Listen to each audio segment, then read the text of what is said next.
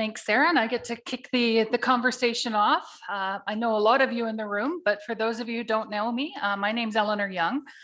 I've been the president and CEO of the Housing Corporation since last May, but this is my 35th year living up here. I was born and raised in Ontario, and like Minister Green, decided to be the first in my family to go to university, and that led me to co-op placements up here working with the Inuvialuit Regional Corporation. And I got here and I stayed. And luckily, over the course of my career, I was housing manager and SAO in Olahoktuk and got to experience living in a 512 with no running water for a while. Also got to learn about the home ownership programs over a number of years. Moved down here to work with the Association of Communities for a couple years and then started with municipal affairs in 2005. And as I said, with housing just this last year.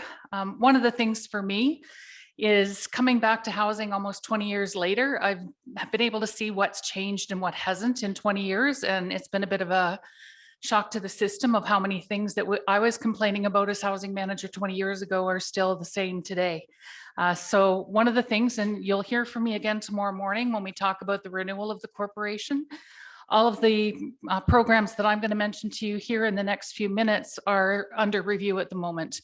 And the goal is to have all of the updates done to these programs by next April to start doing implementation and really looking at, we're celebrating 50 years as a housing corporation, Canada-NWT this year, but how do we change to be more responsive to the times, the environment we're living in, and the challenges that we face. So we're really looking forward to hearing from you over the next couple of days on the topics that ahead of us. So I'll go fairly quickly just to give you an update on the current programs so that you have a bit of context for where we're starting from currently.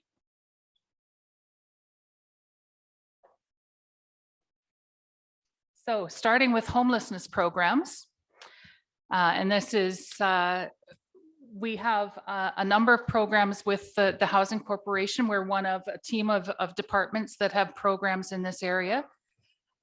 First of all, we have Housing First, which is a program that rents apartments in Yellowknife to house and support up to 25 individuals who were previously homeless and have concurrent mental health and addictions issues.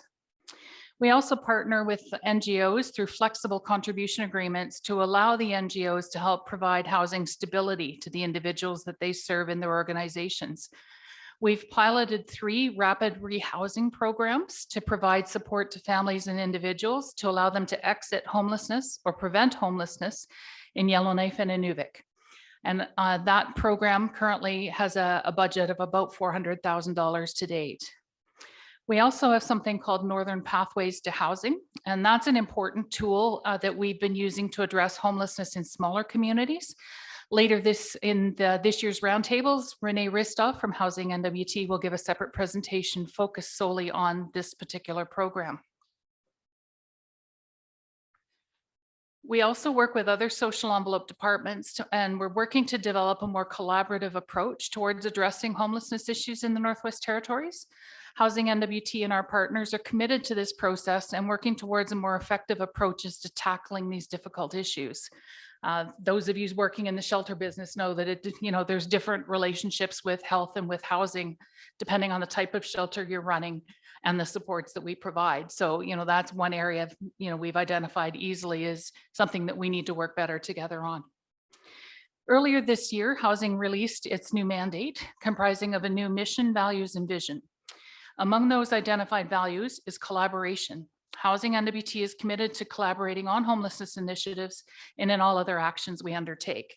And a number of you we've met as we've been out touring, meeting with different Indigenous governments and looking at doing working relationships with each one on the priorities that they have in their particular region. So we will have MOUs or collaboration agreements in most areas, just working on mutual priorities and understanding how we're going to work together to resolve housing issues, because we know we can't do this alone.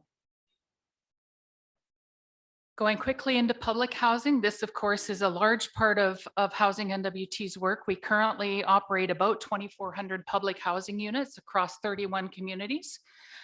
Those services are supported with a local housing organization in each of those communities.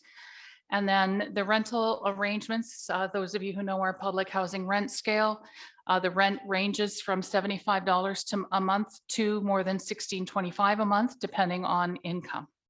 So it is intended to be needs-based. And that is, again, one of the programs and policies we're reviewing at the moment. This next slide speaks a little bit about when we have difficulties with tenants in our units. And so evictions are rare currently. Each eviction goes through a process under the Residential Tenancies Act and can only occur after the LHO has done a process locally, then refers a case to the rental officer, and the tenant and Housing-NWT have an opportunity to tell their sides of the story to the rental officer. And then the rental officer makes a decision either to proceed, put some less chance arrangements in place, or whatever the rental office decision is. Housing-NWT and LHO staff always try to work with the clients to give multiple opportunities to avoid eviction. And even after an eviction order has been issued, if a client decides that they are willing to live by the terms of their tenancy agreement, we know that homelessness is an equally difficult problem in communities. So if we can avoid somebody being homeless by preventing the eviction, then of course that's some of the work that we do. We recognize that evictions can be very disruptive and embarrassing, and they consume significant resources of the local housing office, our staff, and the rental office and Supreme Court. So within this, the well-being of our clients is in mind, and we always search for solutions that can divert clients wherever possible from eviction. Also, for people in the rental side of the situation, there is something called the Canada-NWT housing benefit. Prior to this, we had something called the Territorial Rent Supplement Program that people might have heard about the last time we gathered. This program is relatively new, within the last year or so. So this is a program where people renting private market units can be eligible for benefit if they're spending more than 30% of their income on rent. It's a partnership between Housing-NWT and the Canada Mortgage and Housing Corporation, and helps to address affordability challenges that are quite common when trying to access private market rental units. And that's especially, of course, where they exist. We know that private market rental is not available in many of the small communities, but in larger communities, it does help make affordability of those private market units a little better for some clients. And again, in the lightning round coming up, one of our staff will speak in more details about this program so that people can be more aware of what it is and how to access it if they're wanting to let people know about it.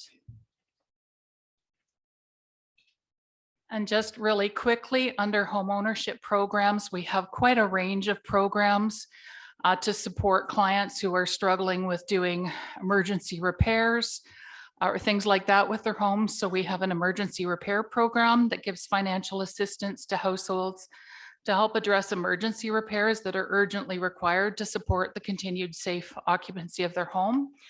Things like heating, water, sewer systems, things of that nature. We also have a fuel tank replacement initiative. This is in particular to address aging fuel tanks in a lot of homes across the territory. It will help prevent environmental damage if one of those tanks starts to leak. So it makes more sense for us to get in and get those units, the tanks replaced, leveled and operating so we can prevent any future damage. We have a home repair program that is a forgivable loan program to help make health and safety related repairs to homes and ensure that they have safe and healthy residents and increase the useful economic life of their unit. All of you know that many homes across the territory are getting to be quite aged now, both in our public housing stock, but also private homes. The HAP program, anybody who's in those houses, goes back quite a number of years now. So those houses are well into their probably 40s and older. Next up, we have a mobility modification program that provides financial assistance to households where there's a member of the household who has a housing related disability, and we can support modifications that help continue to promote independent living. This, of course, is particularly useful to a number of seniors. They can tag this with other seniors programs, but to get, rails, ramps, things like that into the home so that again, that they can live longer in the home is the goal of this program. And then also preventative maintenance programs is a forgivable loan that we provide where we can do preventative maintenance checklists on core systems within the house, heating, plumbing, electrical, etc. Allows for the house to be inspected and some core maintenance to be done on those units. And then finally, in the home repair section is something called Seniors Aging in Place. And again, this is a program to give financial assistance to eligible households to support repairs and upgrades to make the home less expensive to operate so that they can live independently for as long as possible in their home and in their community. Finally, there's 2 slides here, probably less the target audience of the folks that we're dealing with in this workshop, but we do have a couple programs to assist people moving out of rentals and public housing and into home ownership. We have the home purchase program, which is primarily targeted to market communities, where we assist the homeowner in purchasing a home. They can get part of their financing through a financial institution, and we have a forgivable loan component that is forgiven over 5 years. Sorry, behind on.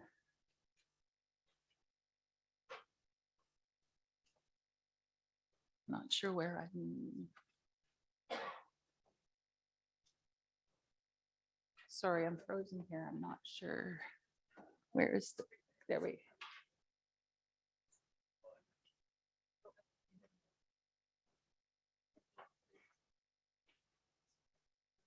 Here, okay.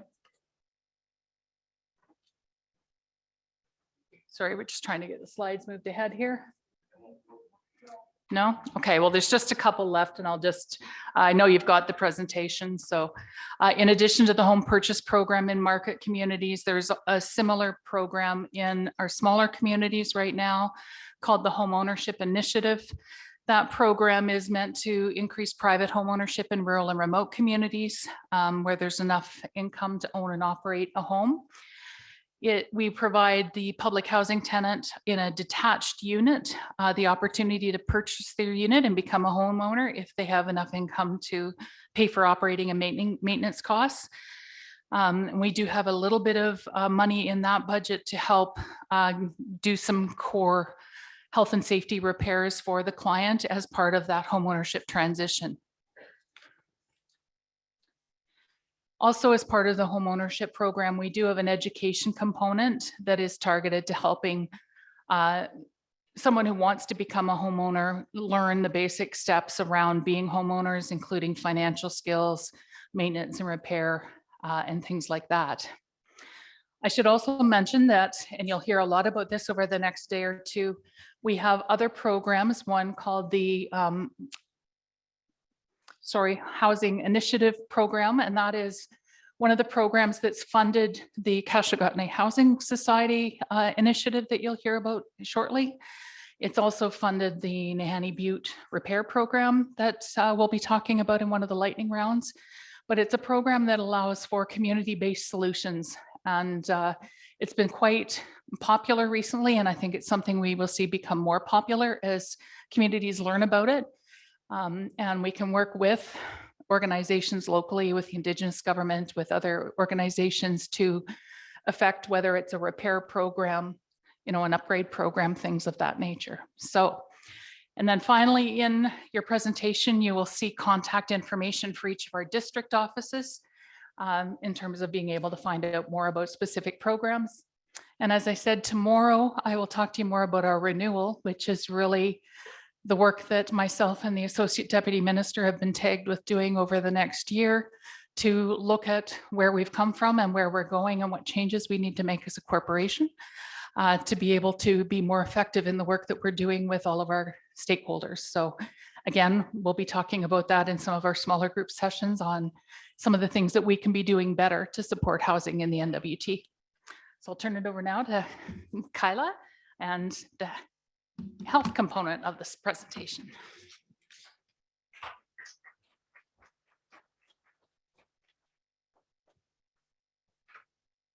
Morning, everyone. I'm Kyla Cacfui-Scott. I am not the Deputy Minister of Health and Social Services, but he's returning from a meeting out of territory with his federal and provincial territorial counterparts, so sends his regrets. And I'm happy to be able to give you a bit of an update on his behalf. So I do work with the department. I'm the Director of Community Culture and Innovation. I'm Dene from Forked Hope originally. My dad's Stephen Cacfui. My mom's Marie Wilson. She's from Southwestern Ontario and has been here for over 40 years. And I live and work here in Yellowknife with my family. So just a really quick, I mean, many of you I've known for a long time through this anti-poverty file, and so you're all really familiar with it, but just a quick reminder of the department's role and the GNWT's role in the anti-poverty piece. Poverty reduction is a shared responsibility across the GNWT, but the file is housed within Health and Social Services. So we have the unit that provides the staff support, that's Ori and some of our other team in the division that do administrative things. And then of course, for something like this, we all jump in and make it work. We are responsible for coordinating efforts across the government, but also with the external partners. And so when we set out the territorial anti-poverty strategy and our initial action plan, that's meant to be bigger than just the government. It includes all of you in this room as well, and many different organizations across the territory.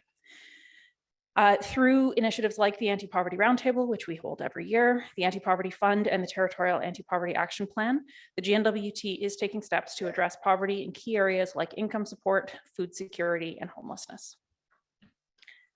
So the Anti-Poverty Action Plan has 5 pillars. They are children and family support, healthy living and reaching our potential, safe and affordable housing, sustainable communities, and integrated continuum of services.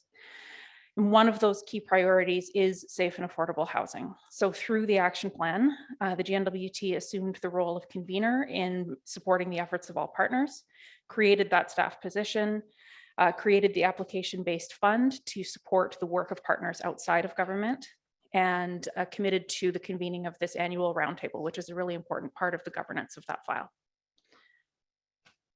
The Anti-Poverty Fund initially was $500,000 a year available to organizations applying for it. It has increased a few times over the years, and most recently in the last fiscal year was increased to now $1.75 million that is allocated annually to support community poverty reduction initiatives. In 2021-22, the Anti-Poverty Fund supported 15 projects that had a focus specifically on housing and homelessness. And this year, recipients have just been announced. It will be the same number of projects, so 15 focused on housing and homelessness.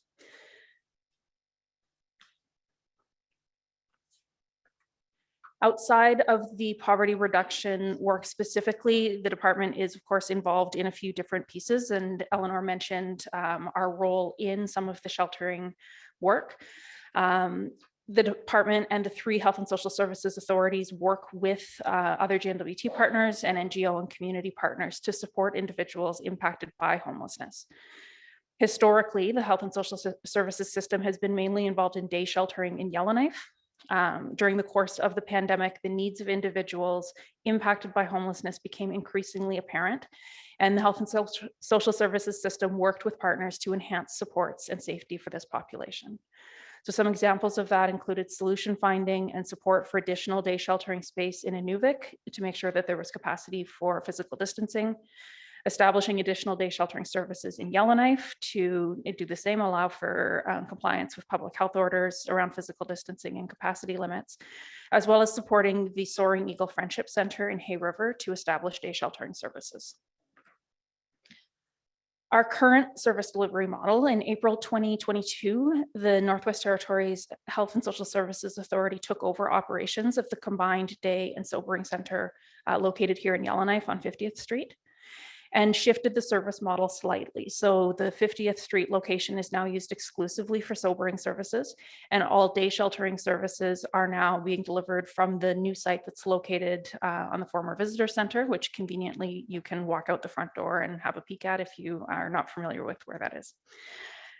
Services provided to approximately 100 individuals each day and includes visits from counselors from the Tree of Peace, beading and art, and skills-based programming such as resume building and support for people to support their general education diploma. On-site case management is provided by the day shelter staff in coordination with a case manager from Adult Services from the Health Authority. In Inuvik, similarly, an Adult Services case manager visits from the Health Authority to the Inuvik Homeless Shelter to provide case management support. And in Hay River, the Hay River Health and Social Services Authority continues to provide support for the Soaring Eagle Friendship Center Day Shelter Program. One of our priorities as a department is for seniors aging in place. That is part of the mandate of the 19th Legislative Assembly to enable seniors to age in place with dignity. The population of the NWT is not projected to increase significantly between 2018 and 2035, but there is a significant shift in age structure with seniors as the fastest growing age group. That's putting pressure on all levels of government to ensure that services are in place to support the needs of this growing population. So the Departments of Health and Social Services, Education, Culture and Employment, and Housing NWT are advancing activities related to these actions. We've done some engagement and received feedback on what seniors in the NWT want, and have heard that most seniors want to stay living at home and that they want services to be in place so they can continue living in their community. To date, some of the programs and services that we've heard are needed in order to achieve that goal of aging in place are seniors housing, support services, healthcare and home care services, and income supports. Currently, the department is leading engagement on the development of a Government of the Northwest Territories senior strategy. To do that, we're engaging with NWT seniors, older persons over the age of 55, their families and caregivers, and community and Indigenous governments and NGOs. We want to hear directly from people in the Northwest Territories about the programs and services that need to be in place to allow seniors to live their best lives within their own communities as they age. Identifying and prioritizing and addressing the existing and future gaps in programs and services will ensure that the GNWT is prepared to meet the diverse needs of our seniors to support aging in place. There is this information in your package, but I'll just draw your attention to the, you can't see it on the slides, the link there that allows you to have your say if anyone wants to participate in that engagement process. Thank you.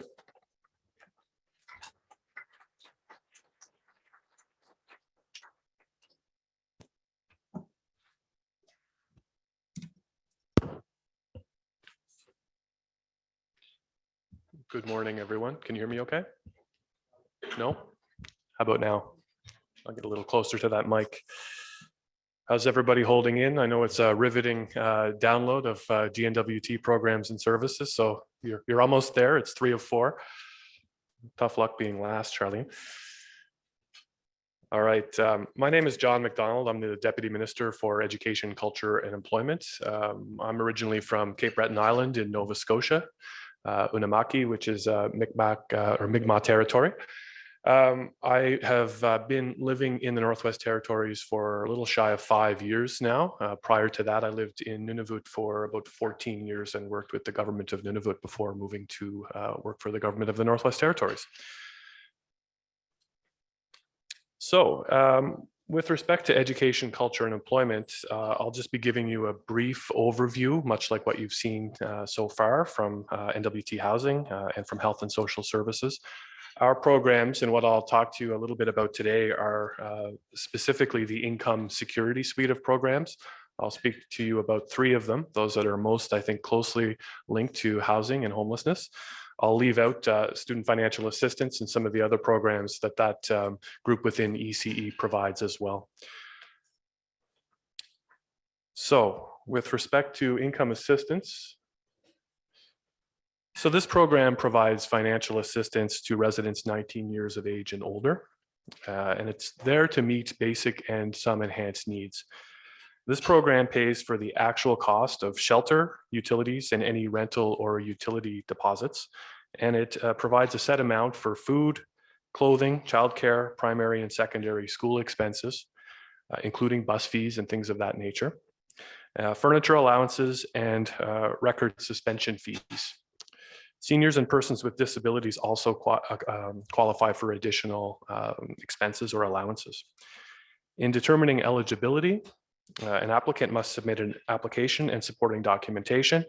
So things like bank statements, pay stubs, proof of their names are on a low income housing wait list. Canada Revenue Agency notices of assessment, etc., as well as utility invoices are all taken in by the client service officer to help determine eligibility. So the client services officer will meet with an applicant and work through their particular circumstances in order to determine eligibility for the income assistance program. It is important to note that when residents are required to leave the territory for medical treatment, they continue to qualify for benefits under this program. So the next program I'll speak to is the Senior Home Heating Subsidy. So this is a program that provides financial assistance for eligible seniors who are 60 years of age or older. They must own their own home or are renting a self-contained unit, and they must meet a financial needs or income test. So this program is broken up into various zones, and based on those zones, the benefit amounts increase. And generally speaking, with so many of our programs, those zones are often linked to whether a community is on the road network and what the expenses are in that particular community. The department took a review of the senior home heating subsidy in 2018 and examined income thresholds, how communities were zoned, fuel allocations and costs, as well as whether seniors could maximize their access or uptake to the envelope within the program. So the idea with this review was to ensure that eligible seniors could access 100% of what was available for them. So those changes did allow that to happen, but as you're all probably all too well aware, with inflation and increases to fuel costs, we're in a stage where we're going to be looking at this program again. The internal review that I mentioned earlier, though, enhanced the program, and the review found that more seniors were able to access the program based on those changes. Again, it's important to keep in mind that the Senior Heating Subsidy Program is a subsidy. It's not meant to replace all of the costs associated with fuel. And seniors have used their full entitlement, may qualify for further support. So what we often do is refer seniors who have maximized their entitlement under the home heating subsidy to utilize the income assistance program to make up the difference. Okay, moving on. I think. Or not. You get the idea. So the next program, and the last one I'll speak to, is the Senior Citizen Supplementary Benefit. So seniors do not need to complete an application to receive this benefit. It provides a monthly benefit in the amount of $196 to low to modest income seniors receiving the Old Age Security and GIS, or Guaranteed Income Supplement, from the federal government. If the senior is receiving the OAS and the GIS, the monthly payment automatically gets added to their check. And this is an agreement that the GNWT has with the federal government. Try this one more time. Great, look at that, it worked. It works when it wants to work. So lastly, I'll speak a little bit about the income assistance review, and I have to acknowledge, see some familiar faces here today from some of our sessions when we were embarking on engagements around the income assistance review, the review. So this is, I think, the most exciting thing that I could speak to here today, is the fact that we're looking at updating this program, and really with a view towards having a new program in place as soon as April of 2023.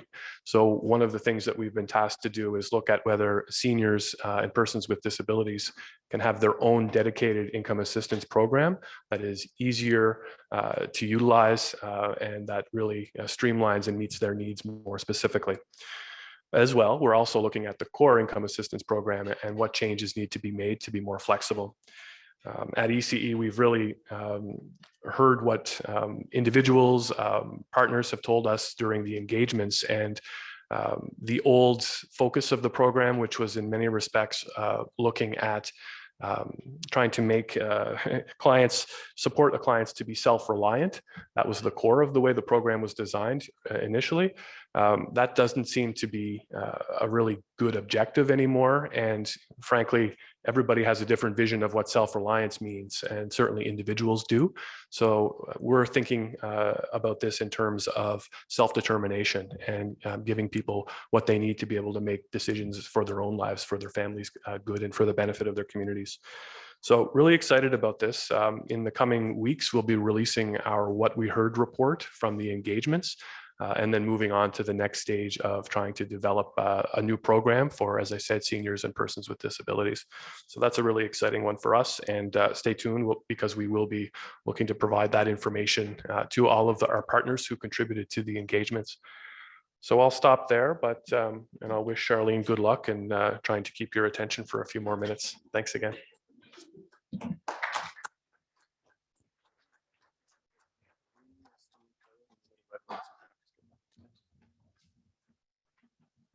Good morning, everyone. My name is Charlene Doolittle. I'm the Deputy Minister of the Department of Justice. A little bit about myself. I was raised in the Northwest Territories. I was born in Inuvik. I've lived in Fort McPherson, Norman Wells, and now Yellowknife with my family here. My mother is Violet Doolittle. She's traditionally from the Sauteux. She has Métis and Dene ancestry. And my father is George Doolittle. He's passed. He has a Norwegian, French Canadian, and American ancestry. And but he lived most of his adult life in the Northwest Territories after he met my mom, thankfully. So. It's hard sometimes to think of Department or Justice as having a direct connection to homelessness, but as many of you know, homelessness is more than about not having a home. So I'll turn to my first slide.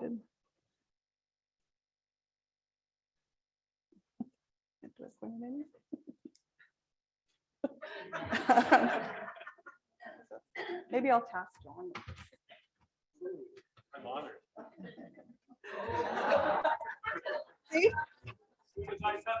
Skilled, very skilled. So the first slide is victim services, our victim services program and the evaluation and action plan under that. So there are, we currently have 13 community-based victim services providers serving all 33 NWT communities throughout, through travel and remote support, through in-person contact and telephone outreach.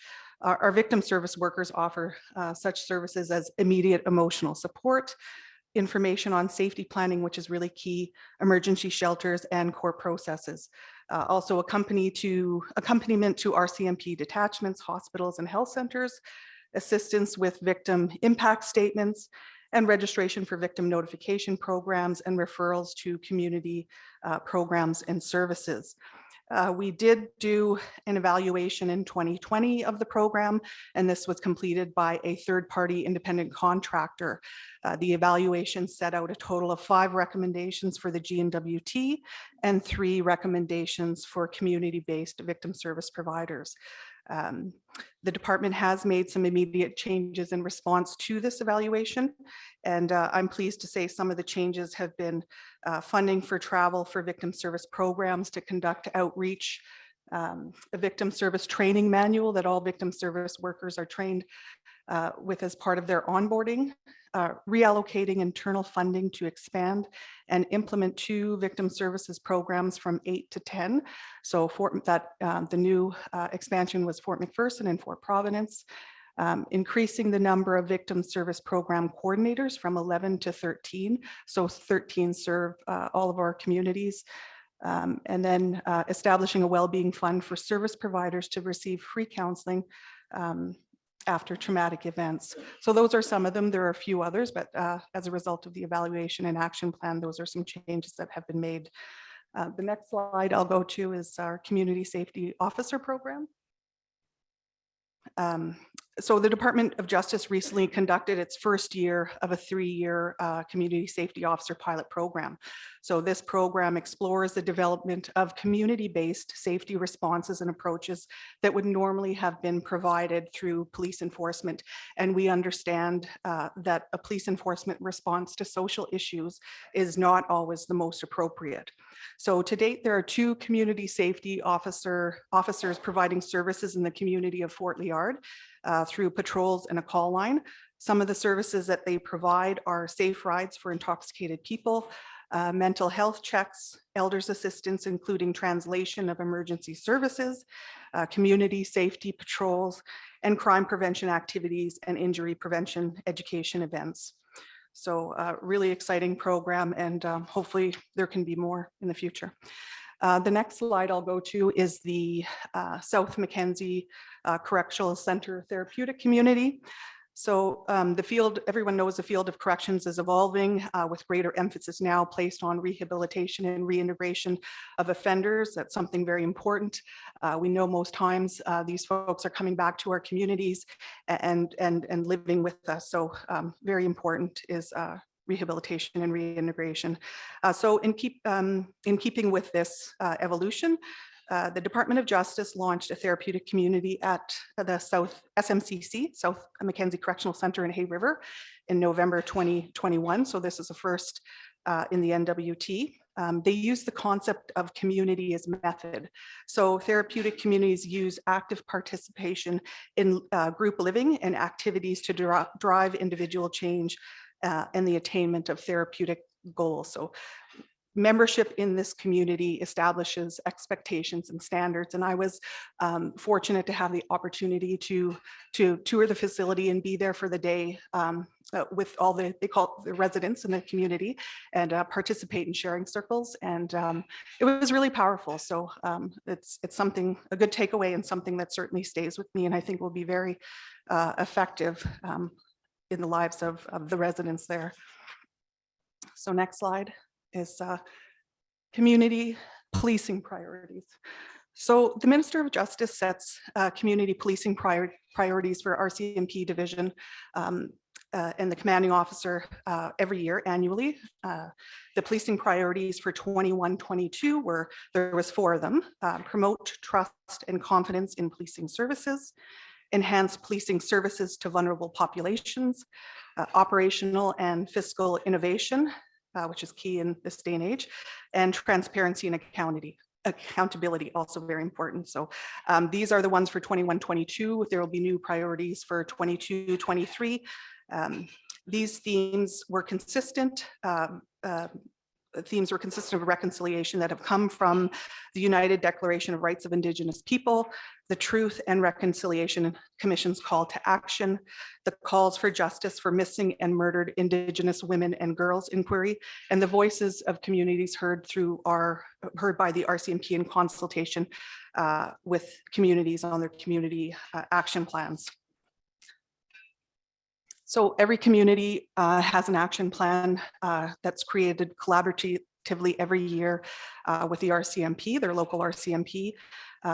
It's updated quarterly as well. So these monthly policing reports are provided to mayors and chief and council, and they can be distributed by the community as a public document if this is something that the community wishes. I'll go to the next slide, which speaks to legal aid services. So one of the legal aid services that we provide that is quite popular and serves many residents of the NWT is a legal aid outreach service. It's a program that provides legal information to the public, to anyone without a legal aid application. It serves residents via phone, email, or video conferencing. And unfortunately, during the pandemic, we've had to stop some in-person meetings and consultations, but hopefully we can pick that up again soon. So outreach services relate to civil matters affecting an individual's livelihood, their physical or mental health, or their ability to provide food, clothing, and shelter for themselves and their families. So matters could include that you talk to the outreach lawyer or court worker about as housing, landlord and tenant disputes, family law, Canadian pension plan, employment insurance, and income assistance. employment rights, wills and estates, child protection matters, and elder abuse. We also have 3 legal aid clinics in Yellowknife that offer full service criminal defense and family law services to clients in all of our 33 communities. You must meet certain financial eligibility, though, to be approved, and the requirements are set out in the Legal Aid Act. The next, I think, and last slide I'll speak to is integrated service delivery. So this is a initiative led by the Department of Justice. We don't call it a program, it's an initiative.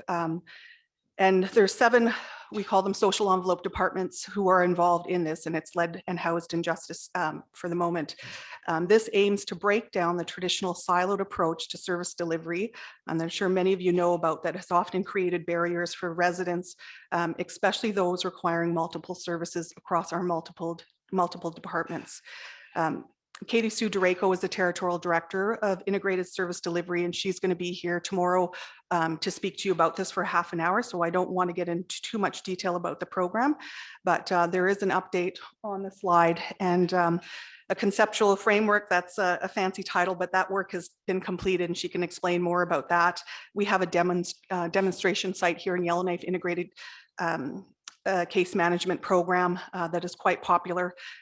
We have common social and well-being indicators project ongoing, and this will just help us measure what we're doing and what we know better, as well as an integration assessment. And this is with the Health Services Organization, just to let us know where we are in integrating services, which will be perfect for a third-party outsider to be able to tell the GNWT what we're doing, hopefully right, and probably some of the things we're not doing right. So we look forward to that assessment. I think it's with some senior managers as well as frontline workers. So hopefully there's some of you involved in that assessment. But the last slide I'll go to just as an information slide about if you want to find out more information, there's our website.